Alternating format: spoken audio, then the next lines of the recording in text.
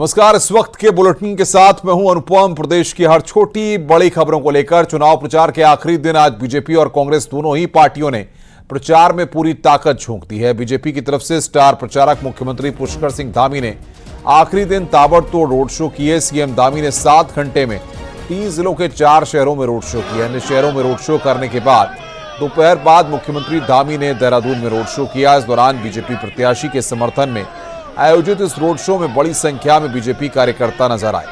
साथ ही भारी भीड़ भी दिखी। सीएम धामी के साथ उनके कैबिनेट के सहयोगी और देहरादून के विधायक भी रोड शो में शामिल रहे और सीएम धामी ने पूरे शहर में रोड शो कर बीजेपी के लिए वोट मांगे। बीजेपी ने आखिरी दिन 28 स्टार प्रचारकों को मैदान में उतारा और पूरे राज्य में 38 रोड शो किए।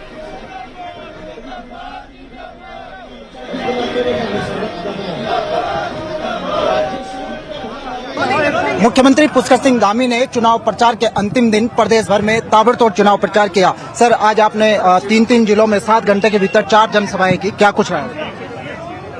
पूरे उत्तराखंड के अंदर देवभूमि उत्तराखंड के लोग जैसे उन्होंने डबल इंजन लगाया, उसी प्रकार से निकाय के चुनाव में भारतीय जनता पार्टी के सभी जगह पर निगमों में, पालिकाओं में और पंचायतों में भारतीय जनता पार्टी का बोर्ड बनाएंगे और ट्रिपल इंजन की सरकार बनाएंगे।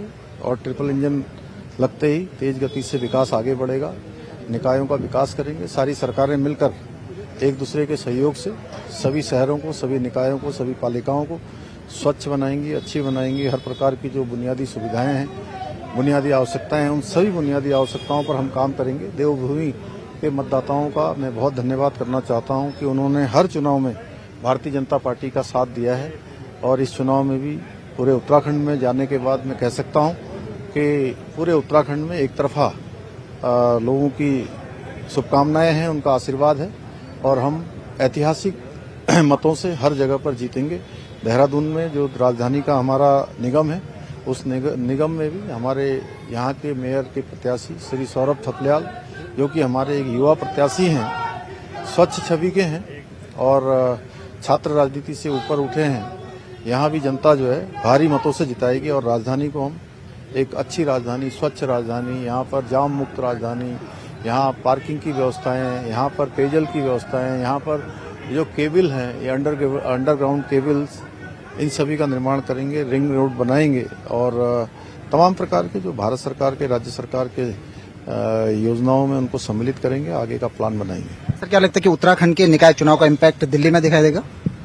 देखिए, उत्तराखंड चूंकि दिल्ली में भी बहुत बड़ी संख्या में है और उत्तराखंड वासी वहां भी निवास करते हैं, इसलिए निश्चित रूप से इस बार उत्तराखंड में निकायों में बड़ी जीत होगी और दिल्ली में भी भारतीय जनता पार्टी की डबल इंजन की सरकार बनेगी। Thank you sir. तो मुख्यमंत्री पुष्कर सिंह धामी ने निकाय चुनाव के अंतिम दिन शाम 5 बजे तक 7 घंटे के भीतर 3 जिलों में 4 से अधिक जनसभाएं और बड़े मेगा रोड शो आयोजित किए। मुख्यमंत्री का कहना है कि निकाय चुनाव में बीजेपी 11 के 11 नगर निगमों में जीतने जा रही है। कैमरा पर्सन संदीप के साथ सुनील नौप्रभात, न्यूज 18। हरिद्वार में सीएम पुष्कर सिंह धामी ने रोड शो किया और बीजेपी उम्मीदवार के लिए वोट की अपील की। इस दौरान जगह जगह पर सीएम धामी का स्वागत भी किया गया। वहीं हरिद्वार में सीएम धामी ने कांग्रेस पर हमला बोला। सीएम धामी ने कहा कि कांग्रेस झूठ और भ्रम फैलाने की राजनीति करती है। कांग्रेस के पास कोई मुद्दा नहीं है और वो राज्य में हो रहे विकास काम में रोड़ा अटकाने का काम करती है।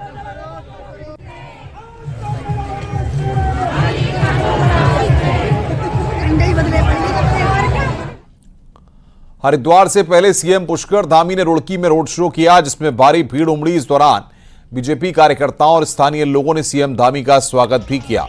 मुख्यमंत्री ने लोगों से बीजेपी उम्मीदवार के लिए वोट की अपील भी की। वहीं सीएम धामी के रोड शो में पूर्व सांसद रमेश पोखरियाल निशंक समेत कई नेता मौजूद रहे।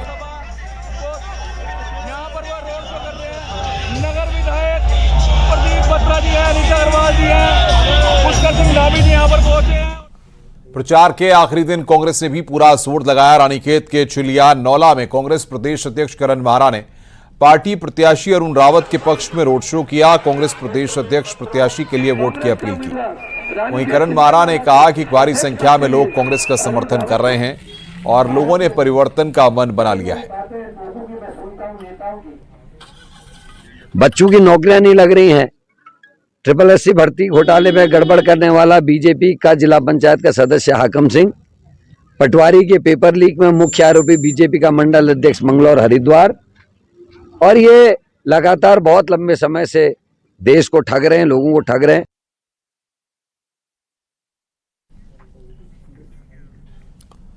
चुनाव प्रचार के आखिरी दिन ऋषिकेश में कांग्रेस ने बड़ी जनसभा का आयोजन किया। कांग्रेस उम्मीदवार दीपक जाटव के समर्थन में यहां पूर्व सीएम हरीश रावत पहुंचे तो कांग्रेस नेता हरक सिंह रावत, ऋषिकेश से विधायक का चुनाव लड़ चुके जयेंद्र रमोला ने जनसभा को संबोधित किया। कांग्रेस उम्मीदवार दीपक जाटव का कहना है कि ऋषिकेश की जनता बदलाव के लिए वोट करेगी। वहीं पूर्व सीएम हरीश रावत ने इस बार ऋषिकेश में कांग्रेस की जीत का भरोसा जताया। बहुत शानदार वातावरण है और ये वातावरण एक बदलाव का संकेत करता है और जबरदस्त बदलाव का संकेत करता है। और मुझे पूरा भरोसा है कि नगर पंचायत, नगर निगम और नगर पालिकाओं में हम अधिकांश स्थानों पर जीतने जा रहे हैं और बहुत शानदार तरीके से। कांग्रेस ने जनसभा की आखिरी दिन यहां पर और दीपक जाटव कांग्रेस के उम्मीदवार हैं। जनसभा हो चुकी और अब क्योंकि सीधे वोटिंग होनी है, आपको उम्मीद? देखिए, यहाँ पर आज ये आप देख रहे हैं कि किस तरीके से जनसैलाब उमड़ा हुआ है और अब तो ये काउंटडाउन शुरू हो चुका है। केवल मुश्किल से अब तो 30 घंटे भी बाकी नहीं रह गए हैं। 23 तारीख को ये चुनाव होना है और जनता परिवर्तन का अपना मन बना चुकी है। अब जो 6 साल यहाँ पर रहे और वो उसमें जनता बहुत बुरी तरीके से त्रस्त थी। यहाँ पर जो भाजपा की मेयर थी, भाजपा के यहाँ पर 18 साल से कैबिनेट मिनिस्टर हैं, विधायक हैं, तो उनके जो आपसी द्वंद्व का जो खामियाजा ऋषिकेश ने भुगता है, जो विकास कार्य यहाँ पर अब तक हो जाने चाहिए थे नहीं हो पाए और उस चूहा बिल्ली की जो दौड़ में या ऋषिकेश जो पिसता रहा है, तो अब की बार जनता ने अपना मन बना लिया है और पूरा परिवर्तन होकर रहेगा और निश्चित रूप से हम बहुत भारी मतों से यहाँ पर विजयी। दीपक उपाध्याय के साथ दीपांकर भट्ट, न्यूज़ 18 ऋषिकेश। ऋषिकेश में चुनाव प्रचार के आखिरी दिन महेंद्र भट्ट ने शक्ति प्रदर्शन और रोड शो किया। बीजेपी अध्यक्ष महेंद्र भट्ट ने पार्टी प्रत्याशी शंभू पासवान के समर्थन में रोड शो निकाला। इस दौरान महेंद्र भट्ट के साथ कई अन्य नेता भी मौजूद रहे। महेंद्र भट्ट ने दावा किया कि इस बार राज्य में ट्रिपल इंजन की सरकार बनने जा रही है।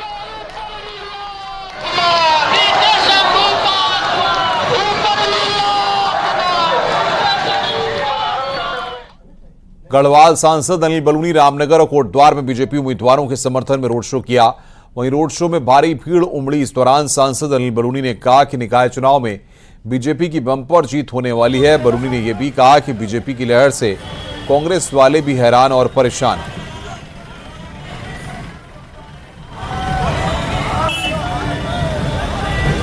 जिस तरह का उत्साह, जिस प्रकार का उमंग, जिस प्रकार का जोश भारतीय जनता पार्टी के कार्यकर्ताओं में दिख रहा है और जितना निरुत्साहित हमारे प्रतिस्पर्धी हैं, वो देख के बहुत स्पष्ट है कि पूरे प्रदेश में भारतीय जनता पार्टी सभी स्थानीय निकायों के चुनाव में, मेयर के चुनाव में, नगर पालिकाओं के चुनाव में, नगर पंचायतों के चुनाव में जबरदस्त मेजॉरिटी के साथ जीत। नगर निगम चुनाव का प्रचार मंगलवार को आखिरकार थम गया, लेकिन कुमाऊं के सबसे बड़े नगर निगम हल्द्वानी में प्रचार के आखिरी वक्त तक बीजेपी और कांग्रेस दोनों की दलों के प्रत्याशियों ने जमकर अपनी ताकत का एहसास कराने की कोशिश की। मंगलवार को हल्द्वानी शहर में बीजेपी और कांग्रेस के कार्यकर्ताओं ने अपने कार्यकर्ताओं संग बाइक रैली निकाली और वोट मांगे। हल्द्वानी की जनता को केवल एक बात कहना चाहता हूं कि हम सुंदर हल्द्वानी बनाना चाहते हैं, विकसित हल्द्वानी बनाना चाहते हैं, बेहतर से बेहतरीन हल्द्वानी बनाना चाहते हैं और हल्द्वानी सुरक्षित रहे, इसका भी हम बंदोबस्त करने वाले हैं। मैं हल्द्वानी की जनता को केवल इतना ही कहना चाहता हूं। जनता का चुनाव है, ये उत्सव जनता का है। मेरी जान जनता में बसती है। आज जो सर्व समाज मिलकर के जो चुनाव लड़ा रहा है ना, ये हल्द्वानी का अद्वितीय चुनाव होने जा रहा है। पौड़ी जिले की सतपुली में भी चुनाव प्रचार के आखिरी दिन शक्ति प्रदर्शन किया गया। कांग्रेस ने यहां पर बड़ी रैली निकाली और कांग्रेस प्रत्याशी जितेंद्र चौहान के साथ ही सभी सभासद प्रत्याशी भी मौजूद रहे। इस दौरान कांग्रेस नेता राजपाल बिष्ट भी रैली में शामिल हुए और सतपुली में कांग्रेस की बड़ी जीत का दावा किया। ये नगर पंचायत का चुनाव है और यहाँ स्थानीय आदमी को देखा जाता है कि और यहाँ के स्थानीय आदमी द्वारा जो काम किए गए हैं उस पर ज़्यादा फोकस होता है। हम भी यहाँ प्रदेश सरकार के बारे में कोई बात नहीं कर रहे हैं, ना ही हम केंद्र की सरकार के बारे में बात कर रहे हैं। हम तो ये कह रहे हैं कि आप नगर पंचायत अध्यक्ष थे, आप रहे थे, तो 5 वर्ष में आपने नगर पंचायत में क्या काम किया, हम केवल उन्हीं विषय में बात कर रहे हैं बस खाली। निकाय चुनाव में शांतिपूर्ण मतदान के लिए नैनीताल पुलिस ने फ्लैग मार्च निकाला। पुलिस ने शहर के बाजार और माल रोड में पुलिस टुकड़ी के साथ मार्च किया और संदेश दिया कि अराजक तत्व चुनाव में बाधा न डालें। अब रामनगर में भी मतदान शांतिपूर्ण ढंग से संपन्न हो और 100% मतदान कराए जाने को लेकर मंगलवार को पुलिस ने फ्लैग मार्च निकाला। पूरे नगर में फ्लैग मार्च निकालकर शांतिपूर्ण मतदान का संदेश दिया।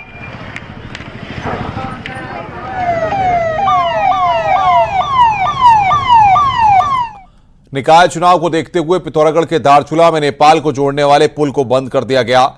बीते रोज भारत और नेपाल के अधिकारियों की इस मुद्दे पर मीटिंग भी हुई थी। दोनों मुल्कों को जोड़ने वाला झूला पुल मतदान के अगले दिन खुलेगा। इस दौरान इस बॉर्डर पर किसी भी तरह की आवाजाही पर पूरी तरह रोक रहेगी।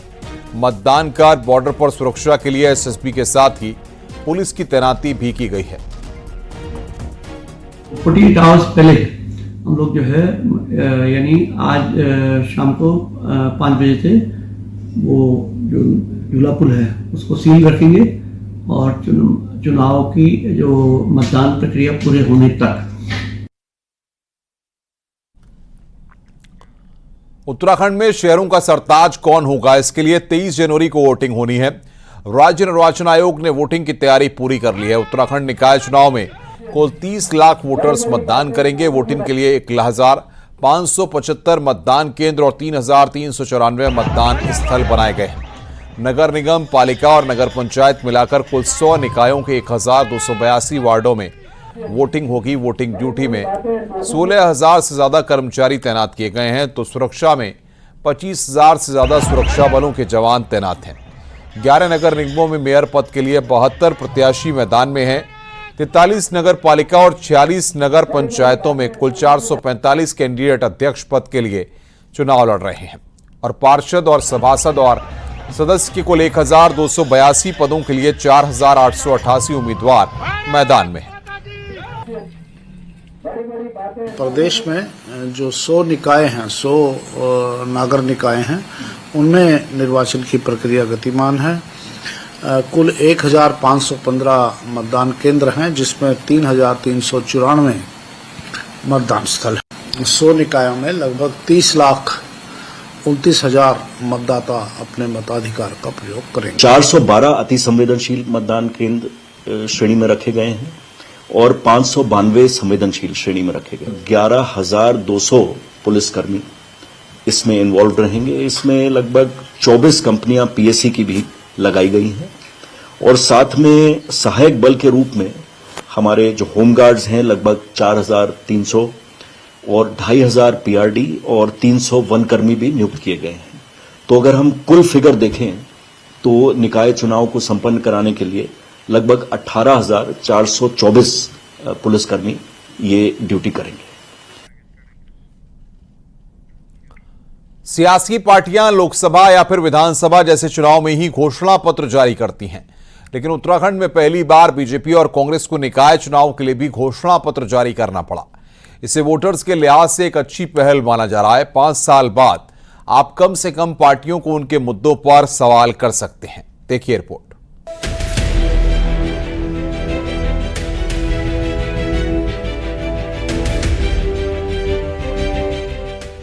उत्तराखंड के 13 जिलों में 11 नगर निगम समेत 100 नगर निकाय के चुनाव हो रहे हैं।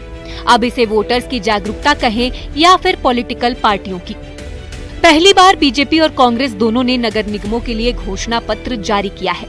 बीजेपी ने इसे संकल्प पत्र नाम दिया है तो कांग्रेस ने वचन पत्र। चुनाव प्रचार की वक्त पूरा हो चुका है। 23 जनवरी को मतदान होना है, लिहाजा मतदान से पहले आप एक बार फिर देखिए क्या है घोषणा पत्र की प्रमुख बातें।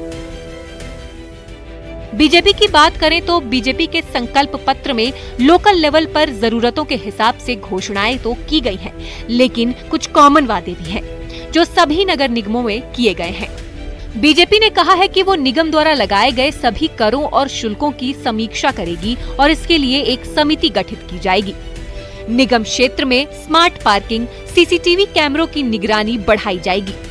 नगर निगम में शामिल नए क्षेत्रों को अतिरिक्त करों से छूट देने की घोषणा की गई है। और हमारे माननीय मुख्यमंत्री श्री पुष्कर सिंह धामी जी कहते ही हैं कि संकल्प से सिद्धि, तो जो हमने संकल्प लिए हैं उनको पूरा करने की जिम्मेदारी हम स्वयं ग्रहण करते हैं।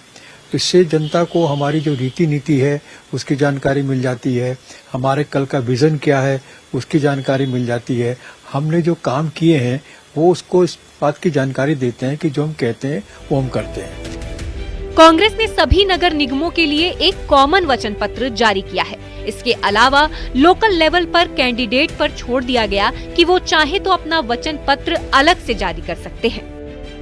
कांग्रेस के वचन पत्र में प्रदेश भर में मलिन बस्तियों के नियमितीकरण और पुनर्वास के लिए कानून बनाने की बात कही गई है। कांग्रेस के वचन पत्र में भी टैक्स प्रणाली की समीक्षा और उसमें सुधार की बात कही गई है। निकायों में स्वच्छता समितियों के नाम पर हुए फर्जीवाड़े की जांच की बात भी कांग्रेस ने की है।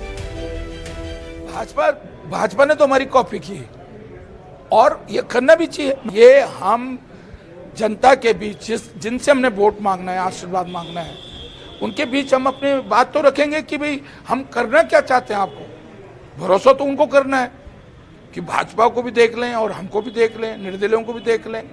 तो ये हमने अपनी बात रखी है लोगों के बीच में कि हम उत्तराखंड के स्थानीय निकाय के लोगों के लिए, वन जनता के लिए क्या करना चाहते हैं। दोनों ही पार्टियों के घोषणा पत्रों को जनता के लिहाज से एक अच्छी पहल के रूप में देखा जा रहा है, क्योंकि अब न पार्टियों को और न नेताजी को उनके वादों की याद नहीं दिलानी पड़ेगी। यह साफ कहें तो नेताजी अब काम करने से मुकर नहीं पाएंगे। लिखित में कहा है तो करना भी पड़ेगा। न्यूज़ 18 के लिए देहरादून से सुनील नवप्रभात की रिपोर्ट।